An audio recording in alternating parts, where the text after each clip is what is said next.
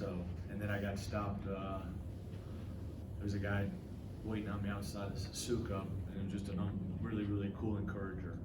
And so just kind of showed you kind of people you have that support this program. And so really appreciate it. I don't know the guy from anything, but he just wanted to make sure he touched base with me today, so I thought that was really cool. After the game on Saturday night, you were specifically talking about the defense, about you can't fix it now, you fix it when the opportunity comes. That kind of felt maybe like a larger commentary. Was it? And I guess what you mean by Yeah, just we gotta figure out ways to get our mental and physical toughness back, you know, and that's the biggest thing I was saying by that. I mean, if you watch the tape, the guys will tell you, I mean, we showed 16 poor defensive clips, that it was mistake after mistake after mistake, and just simple things to where it's just so many easy baskets. And so, but you know, we've got to have attention to detail. We got to compete the right way, and because this is a stretch of games going down the stretch, we can, our guys know we have a chance to put a good string together if we play the right way, like we have. You know, Texas, Oklahoma here, Oklahoma State, Kansas State. You know, some games like that, and so. But that's just more for what the areas we've got to get better at, you know, going forward, to be able to get down 8 and be able to fight back and get back in the game, you know, because if you watch the first 12 minutes against Tech, I mean, we were really good. I mean, we scored, you know, really well, competed on a lot of the possessions defensive. They made a couple tough plays, but then we missed some free throws, and it goes from 21-18 to 28-22, and then it's 35-27. It's a tough shot, and then kind of got out of hand from there. It sounded, I guess, so when I heard you say that, I thought maybe you were talking off-season, but it doesn't sound like that was how you meant to. Yeah, no, that's okay. yeah, you kind of reestablish an off-season, you know. I mean, we got to do, like, today's practice will be kind of like a preseason practice from a standpoint of, like, obviously we're not going to be out there 2.5 hours, but from an hour of more just going back to, you know, the groundwork or the foundation of building your defensive fundamentals, and but in a 4 to 5 week period, I don't know how you're going to get the true gain, you know what I mean? And so it means we're going to change practice formats for the rest of the year, you know, to really, you know, get that kind of, try to reinvent that, or you know, kind of lay the foundation again. But I think most of that stuff's got to come, you know, through the spring, through the summer, and get that toughness level back. Go back over the encourager. That was neat. Yeah, I don't, you know, he felt it, that he wanted to visit, and so I told him, I said I had media, I had to get over here, and but We I don't was encourage cool. you? Huh? And we don't encourage you to. You don't. John does, but you don't. And don't take that personal. But Oh, no. but yeah, it was just, you know, it was really cool. What did he say? Just about, you know, that, you know, you get so, you know, that we've had, you know, obviously a lot of great success here, and you get so caught up in winning, you know, sometimes, and you know, just continue to try and grow men, you know, grow these guys into great men, and continue to be a great role model and ambassador for the school and university, and continue to be faithful. And so I thought it was really cool. And so, like I said, I've never seen him, but he was just kind of, you know, hanging out, and so it was cool. What do you want to do against TCU the second time around here?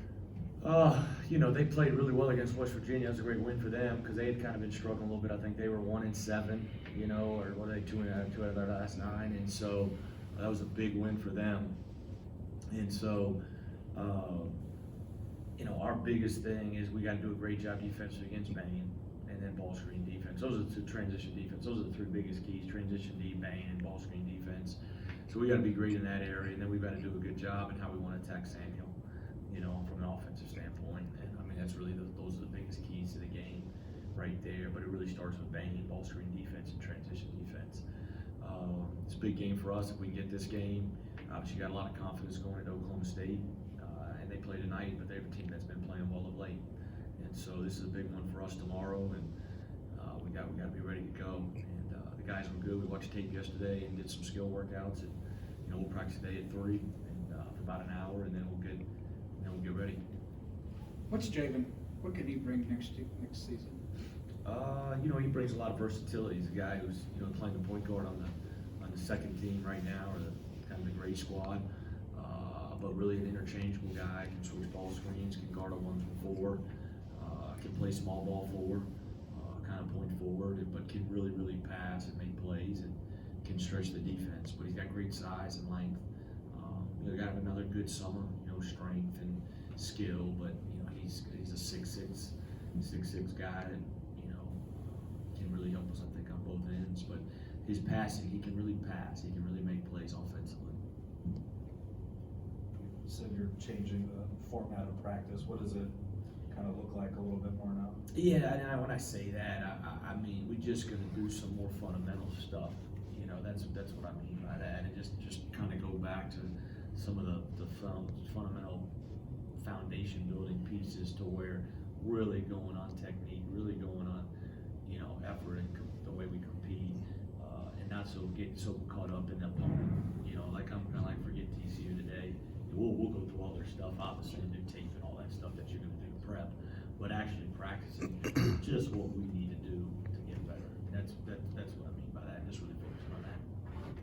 Coach, I know you've talked about sometimes how bad offense leads to issues on defense. Is that kind of what happened Saturday? Kind of quick shots, shot selection, and they get going in transition. And Yeah, we gave up so many easy baskets in the first half. I mean, it just kills you, And then Kyler Edwards made 2 tough shots. I mean, he made the one on Solomon, the one on Mike. Those 2 tough ones.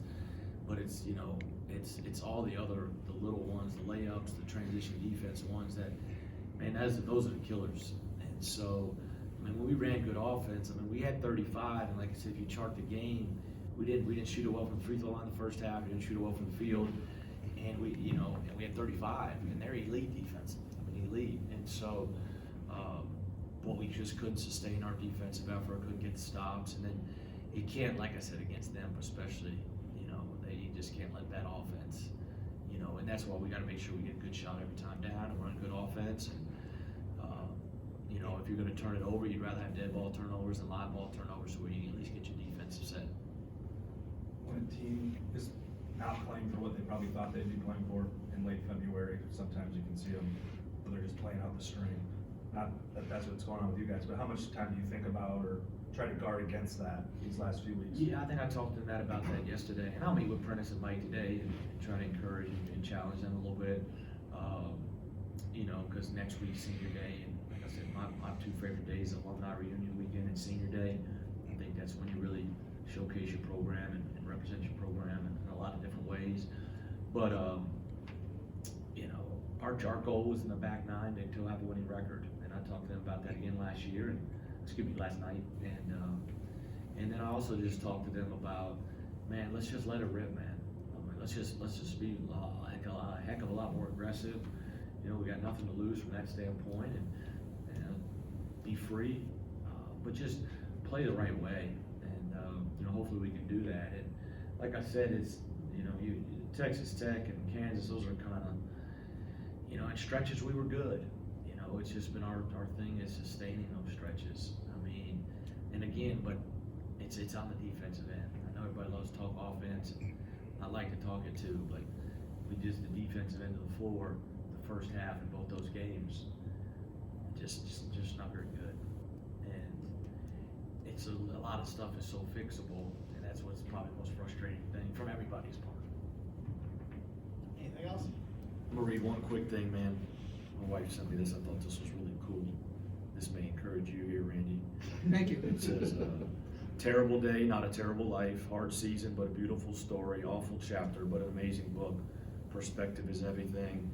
The day Jesus died was the worst and best day in history. It looked like death, but it gave me life. Your mess matters. So I thought that was really cool. So I shared that with a lot of people. So go second.